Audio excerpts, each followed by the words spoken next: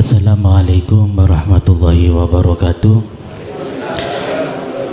Alhamdulillah, dengan adanya pelajaran seperti ini, insya Allah semakin ke depan insya Allah kita yang awam insya Allah semakin ingin tahu keberadaan tauhid yang sebenarnya.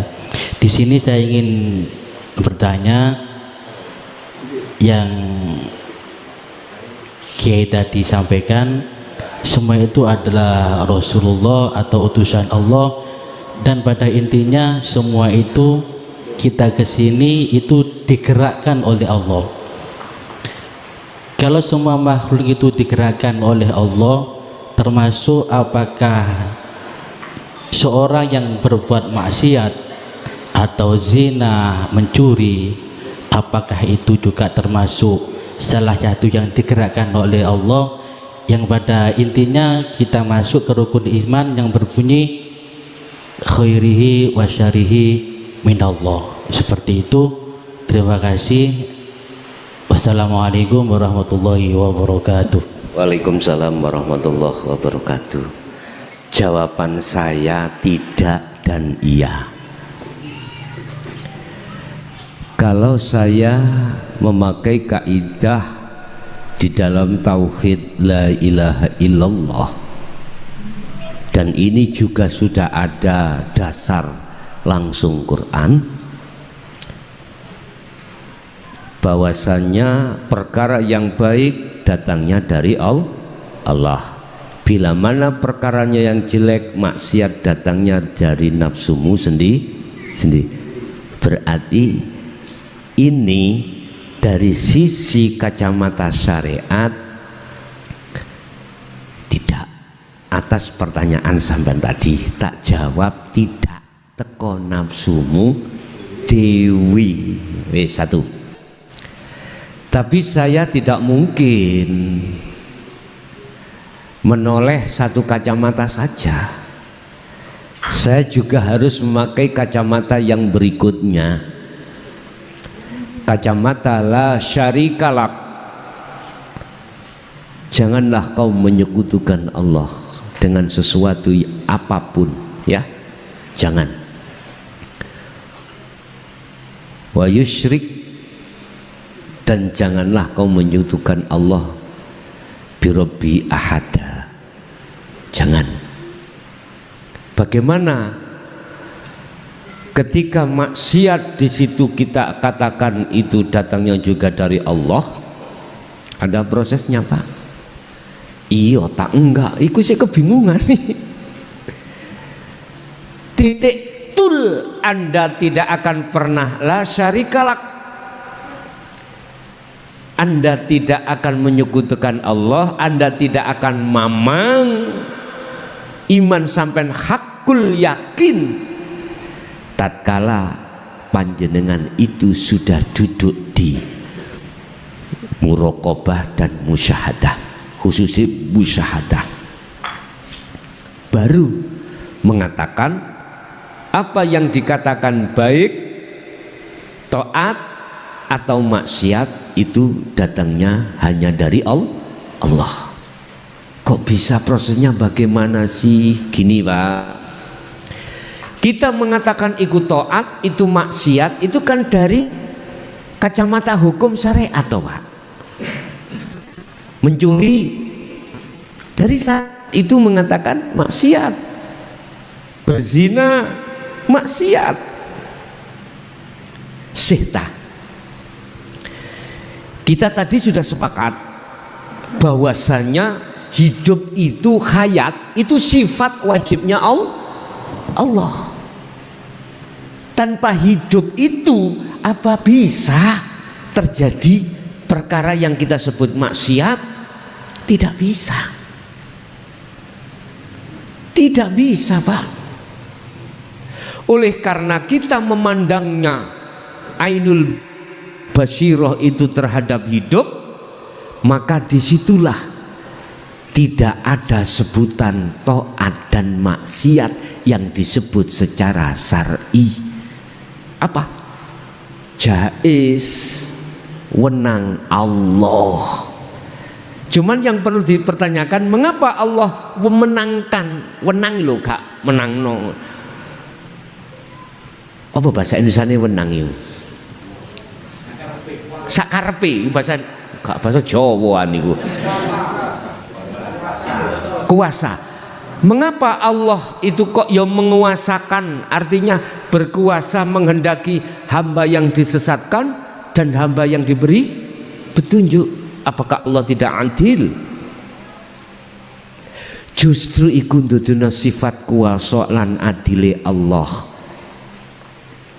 Sapa sing nandur pari ya tukul pari, kadang-kadang ya suket barang. Tapi siapa yang menanam suket rumput nggak akan pernah muncul padi. Itulah kaidahnya. Mengapa satu sisi si A itu disesatkan, Pak? Mengapa satu sisi si A itu diberi petunjuk? Tatkala Allah memberikan petunjuk terhadap si A atau si B, tidak akan ada seorang pun yang bisa menyesatkan. Dan barang siapa Allah menyesatkan satu hambanya, maka tidak ada satupun orang lain yang memberikan petunjuk. Nah, disitulah sifat keesaan Allah di situ. Karena apa? Enggak ada yang bisa memberi petunjuk dan menolong, karena selain Allah di mata Allah itu tidak wujud, tidak ada. Jelas wae. Jadi ningali kula dugi pandang kacamata mana, Pak? Kalau kacamata hakikat sampai ke makrifat, maka semua apapun itu adalah Allah sendiri yang berwenang. Walillahil masyriq wal maghrib fa aina ma tuwallu fa thamma wajhullah. Di samping iku milik Allah semuanya, mulai jagat eta sampai jagat kulon. Walillah iki maksudnya bukan hanya memiliki dok, menguasai semuanya. Berarti debu bisa terbang itu bukan karena angin. Angin itu makhluk. Itu karena Allah. Allah sendiri yang menggerakkan lewat sifat af'alnya. Begitu, Pak.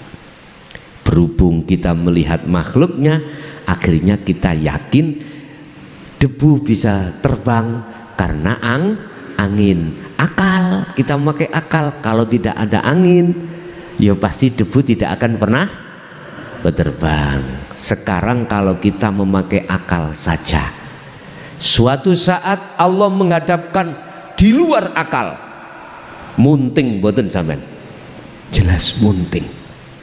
Bagaimana seorang Muhammad bin Abdullah, dia itu statusnya orang anak yatim piatu, mimi gantian, gak, bukan mimi terhadap ibunya sendiri enggak. Sebelum hari dipedhot emang ibuke meninggal, ganti dimikno wong liya. Statusnya dia itu miskin. Ya ta? Bagaimana mungkin seorang Muhammad bin Abdullah iku kok jadi pemimpin sedunia? Ayo, akal gak masuk, Pak. Bagaimana mungkin? Mohon maaf, Siti Maryam belum pernah disentuh seorang laki-laki, punya anak. Ayo akal gunakno nek gak pedhot sampean. Pedhot, Pak. Makanya kita harus punya kacamata dua. Ada yang biaklin, ada yang bighairi aklin. Sing aklin berarti kita memakai akidah syariah. Bighairi aklin kita harus memakai akidah bighairi syariah, yaitu hakikiyah. Baru nyantol. Berarti ada dua pilihan. Terus bunti? Berarti ada dua pilihan. Pilihan? Iya. Terserah. Secara pandangan proses kita memang ada pilihan, seakan-akan manusia bisa memilih. Tapi kalau sudah kita memakai keahatan kacamata di ahad, nggak ada, Pak, kita nggak bisa milih. Sebetulnya tuh jani kepingin Pak dadi anake wong sing sugih, anake kiai. Tapi faktanya aku dilahirkan dari seorang petani yang tidak punya apa-apa. Udahlah, kalau tahu sejarah kula Pak, nggih mohon maaf. Dari pondok ke pondok itu gak bondo Pak, ngawula. Karena memang keadaan orang tua yang tidak ada. Saya sudah mengalami yang namanya makan, mungkin jenengan sing tahu nih kalau kerese bonggele gedang. Sing tuwek-tuwek njamani Pak, saking gak ono. Nasi jagung iku sik tasae Pak, paling tahun 70 ya sampai 80. Kalau nasi keres mana tahu kok keres ya Pak? Bonggeli gedang nih loh. Ares ya. Itu buat makan dulu. Buat makan. Udahlah. Jadi latar belakang saya itu orang susah-susah lah, ngoten loh. Orang susah banget. Mohon maaf, kepinginnya aku iki dilahirkan sebagai anak presiden, Pak. Kepinginnya ya. Atau dilahirkan setidaknya anak kiai. Setidaknya anak yang terpandang gitu loh ya. Tapi Allah tidak berkehendak itu. Saya dilahirkan dari anak seorang dukun bayi. Mbok itu dukun bayi Pak. Belum ada dokter, belum ada bidan di desa, belum ada. Orang perempuan bayi nyungsang mudah bagi mbok. Nggih mutune normal. Ketika detik-detik mau melahirkan, kalau nyungsang kan hanya satu jawabannya, dokter harus operasi. Mbok mboten. Lah nyene tidak ada dokter, belum ada rumah sakit pada saat itu. Ada ya longko Pak ngono lho. Sing iso mlebu wong sugih-sugih tok. Wong melarat gak iso. Wong bidan belum ada di desa, belum ada. Dukun ning kota. Tahun sekitar 67, 68, 69 pun sudah ada belum? Di kota itu bidan setiap RW ada nggak tahun itu? Kalau kinten ya belum ada, apalagi di desa nggak ada. Jadi memakai itu. Lah upaya apa Pak orang tua saya pada waktu itu? Saupah-upai nggak pernah mengatakan semene enggak. Jadi bahasa uang itu kita memakai bahasa ece, terus repes nih lah. Kadang-kadang orang tua saya pulang dibawahi jagung misalnya sak taker, ya udah itu seperti itu. Jadi nggak pernah mengatakan harus segini, enggak. Kadang-kadang saking gak duwene ya diwenehi semoyo. Tahu diwenehi semoyo? Mbah suk nek duwe mawon lho niku lho semoyo. Lah itu pun tidak menjadikan gerutune ati mak mboten. Estu. Udah panek tahun gitu kan larang sandang, larang pangan wis wajar lah. Seakan-akan kalau saya bisa memilih, janganlah aku dilahirkan dari seorang ibu yang seperti itu, jangan. Tapi bisa memilih? Nggak bisa. Kapan kita detik-detik zona kita tidak bisa memilih, kita akan memahami dan mengerti, masuk di dalam keahatan Allah, baru di situ nggak ada kata bisa memilih. Doa saja di situ berhati-hati. Doa saja, minta pada Allah itu.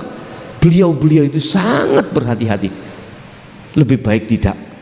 Nggak berani Pak. Karena apa? Takut masuk dalam makalah menuduh Allah kalau Allah itu adalah punya sifat meleki alias bakhil.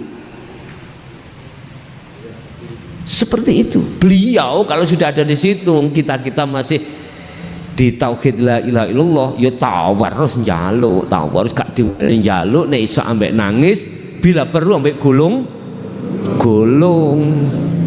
Seperti itu. Kalau sudah di tauhid puncak la ilaha illa ana, sangat berhati-hati Pak beliau itu. Bapak Ibu hadirin, ketika saat kita proses memakai dawuh bahwasanya iki maksiat iki taat, seakan-akan kita ada pilihan. Akal dalil makanya ada pilihan kita Pak, sehingga kita harus memilih mana yang harus kita lakukan, maksiat apa taat. Akal menurut Kanjeng Nabi Rasul, menurut syariati, ketika saat berlakunya hak milih, pilih taat. Ngeden. Tapi jangan berhenti, naikkan kamu pemahamanmu, tauhidmu, biar di dalam ketaatan itu sak temeni taat. Makanya mengapa dikatakan sallu kama raaitumuni usolli. Nek kula makolano ngene, if'alu asyariata bil haqiqati ila ma'rifatillah. Lakonono syariati Muhammad, tapi dadekno hakikat supaya bisa makrifat nang Gusti Allah. Contoh salat, lakonono salat sing makrifat nang Allah supaya awakmu iku bisa khusyuk. Lho ngaten niki, paham nggih? Nggih.